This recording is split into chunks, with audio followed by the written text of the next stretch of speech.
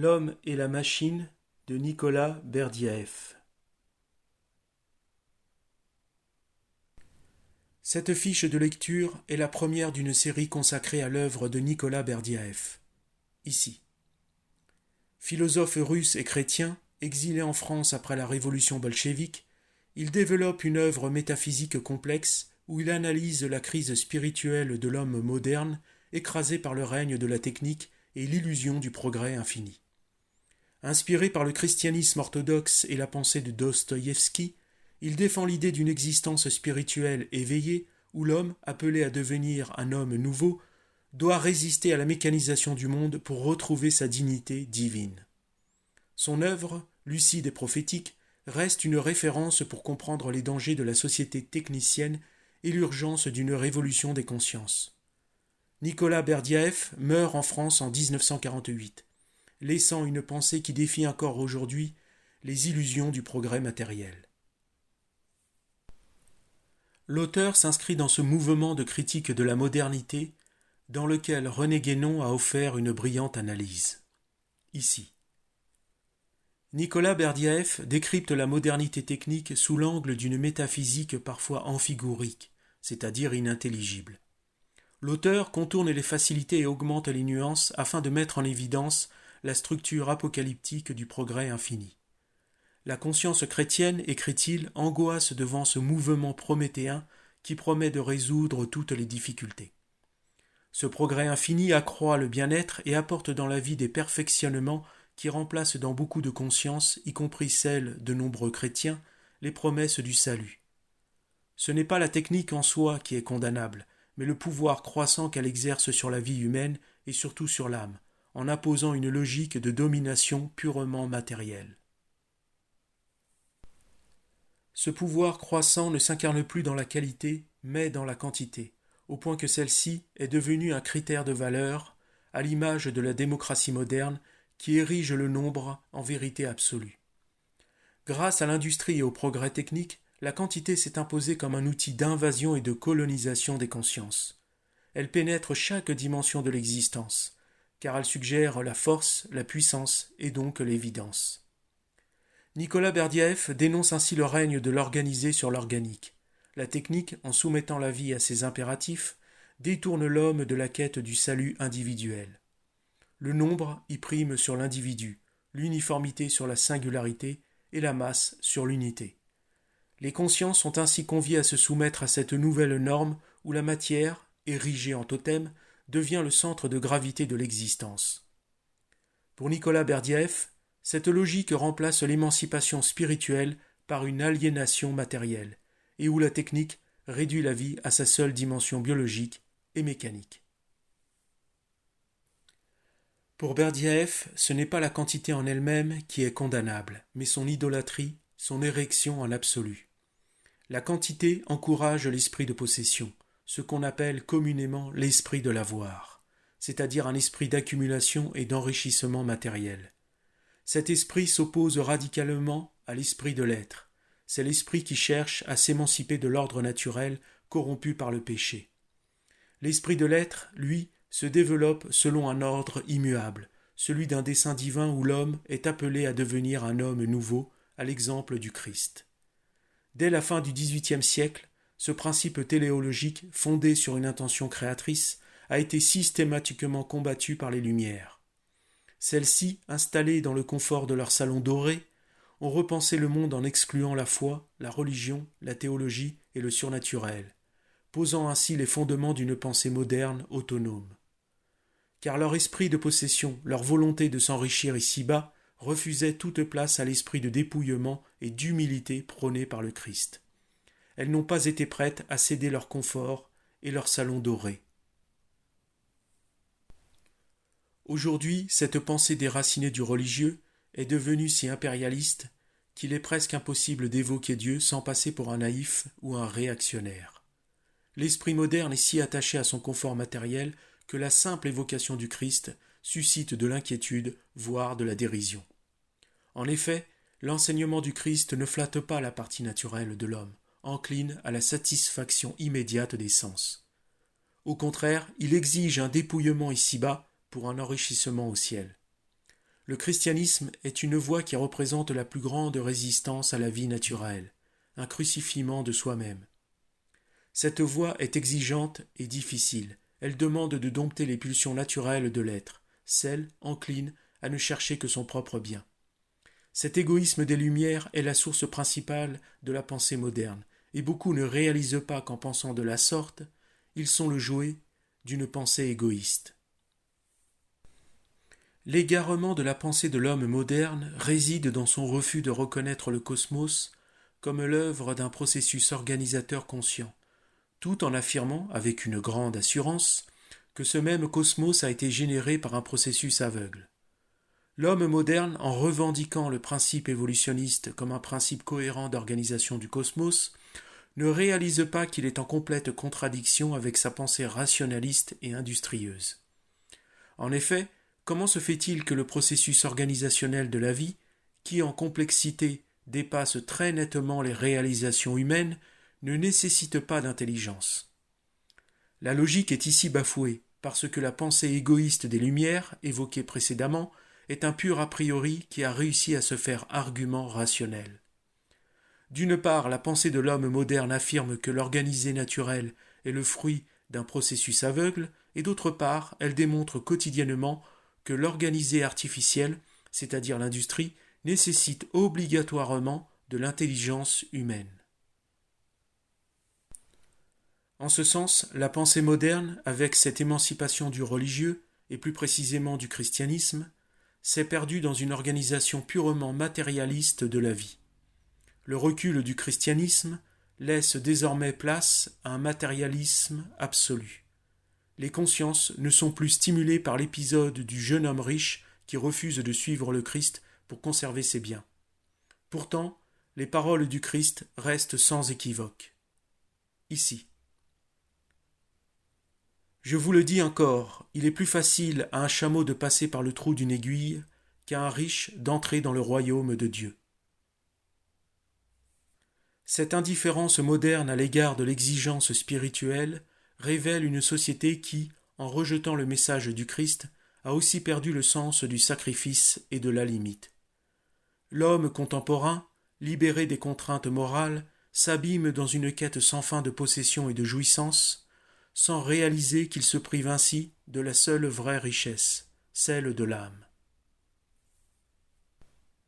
La littérature anglaise nous a d'ailleurs offert un merveilleux contrepoint à cette dérive matérialiste, à savoir un chant de Noël de Charles Dickens. Ici. Œuvre majeure de la littérature occidentale, elle a insufflé à des millions de consciences l'idée que le bonheur ne réside pas dans l'argent. Avec ce récit de rédemption, Charles Dickens a érigé un monument littéraire en contant l'histoire d'Ebenezer Scrooge, homme cupide, avare et orgueilleux, qui, le soir de Noël, se voit confronté à la Providence. Sous les traits de fantôme, celle-ci le rappelle à sa véritable nature, non pas un esclave de ses possessions, mais un être appelé à l'amour et à la générosité. L'évocation de Charles Dickens aurait sans doute plu à Nicolas Berdyaev, qui, dans Destin de l'homme dans le monde actuel, ici, ouvrage que nous étudierons dans la prochaine fiche de lecture, le place aux côtés de Dostoïevski. En effet, chez Dickens, écrit Berdyaev, nous voyons un univers humain varié, un univers plein de types les plus divers, une puissance extraordinaire de fantaisie créatrice. L'homme y est conservé, il se revêt de chair et d'os, et cela même lorsqu'il représente un personnage mauvais et comique, ajoutant que l'on y trouve intactes les valeurs humaines. Une qualité rare dans une époque où la littérature, s'étant affranchie des droits de la foi et s'étant désenchantée, tend à déshumaniser l'homme après l'avoir déspiritualisé.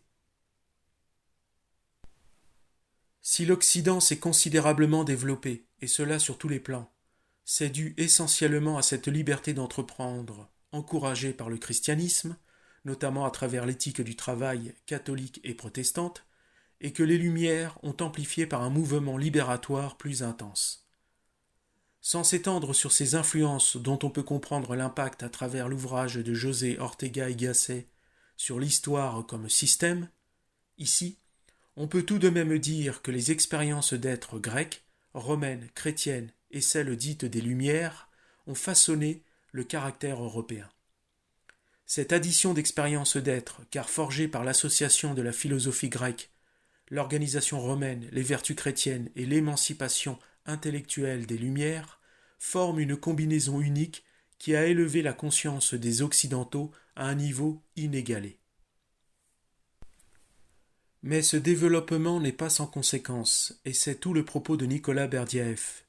Effectivement, la poursuite immodérée du progrès matériel a été privilégiée au progrès moral. De ce fait, toutes les énergies individuelles sont invitées à participer à ce processus d'évolution technique avec l'idée que cela apportera le bonheur ici-bas. Si on superpose deux courbes décrivant pour l'une l'amplitude du progrès technique et pour l'autre celle du progrès moral, nous constaterons que la première s'élève considérablement, tandis que la seconde s'effondre. La variable qui explique ce différentiel est dans la confiance et la foi. Ce paramètre est essentiel, car il détermine l'axe vers lequel les hommes penchent, et dans notre cas, la foi dans le ciel a été délaissée au profit de la confiance dans le progrès technique. Le poète allemand Heinrich Heine le constatait déjà au XIXe siècle. Ici. L'anéantissement de la foi dans le ciel a une importance non seulement morale, mais aussi politique. Les masses ont cessé de porter leur misère terrestre avec la patience du christianisme et aspirent à la félicité sur cette terre.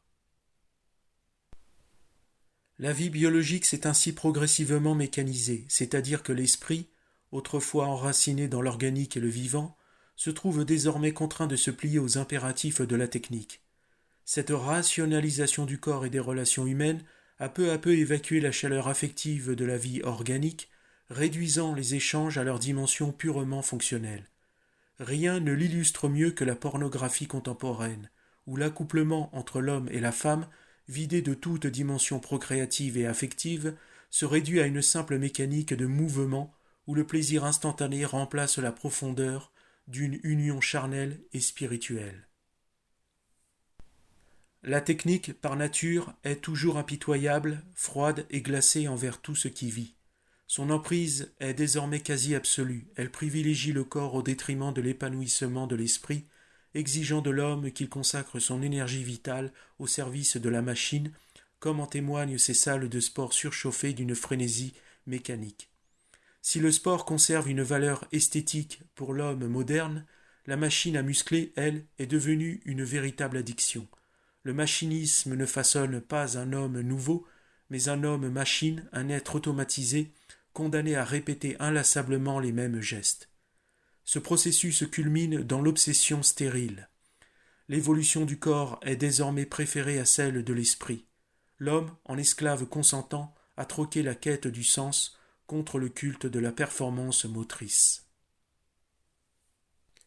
Cette vitalité artificielle engendrée par le technicisme a conduit à une uniformisation généralisée de l'existence. La machine, en captant l'énergie vitale de l'humanité, l'a orientée vers un évolutionnisme techniciste et transhumaniste sans limite, soumettant l'homme à une logique de transformation permanente. Comme l'a souligné Stefan Zweig, ici, cette uniformisation est la marque d'une nouvelle forme d'existence. Dans ce processus, la vie intérieure et émotionnelle se trouve profondément bouleversée. Le goût est standardisé et l'esprit abruti par le rythme imposé par l'activité de la machine. Certes, le progrès technique et scientifique participe à la grandeur et à l'épanouissement d'une civilisation. Mais la critique de Nicolas Berdyaev porte moins sur le progrès lui-même que sur son essence métaphysique. Car cette fascination quasi-religieuse qu'il exerce sur les esprits en fait une fin en soi. Cette fascination a tendance à gonfler l'orgueil et à vampiriser l'énergie mentale. Elle trouve son incarnation la plus frappante chez des figures comme Elon Musk, ici à gauche, dont l'existence tout entière semble dévorée par une quête dominatrice. En réalité, cette quête ne sert qu'un appétit insatiable de conquête matérielle, une tendance que l'on retrouve également chez Peter Thiel, ici à droite. Ces deux figures prométhéennes, enivrées par le pouvoir que leur confère la technique, en viennent à se croire capables de jouer au démiurge. comme si l'humanité n'était plus qu'un matériau à remodeler. L'ère de la technique s'est donc imposée, et rien ne semble pouvoir arrêter son expansion démesurée. Cette ère, qui dote l'homme de pouvoirs de domination et de destruction quasi illimités, ne laisse aucune place à la vision chrétienne.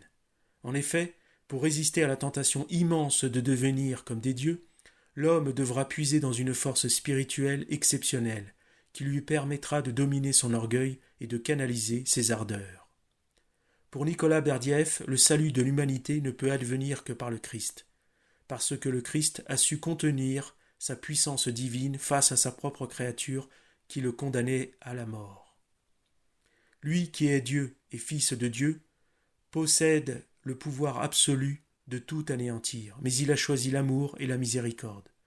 Face à la haine et à la violence, il a rejeté toute volonté de domination, préférant la croix à l'exercice d'une justice divine implacable.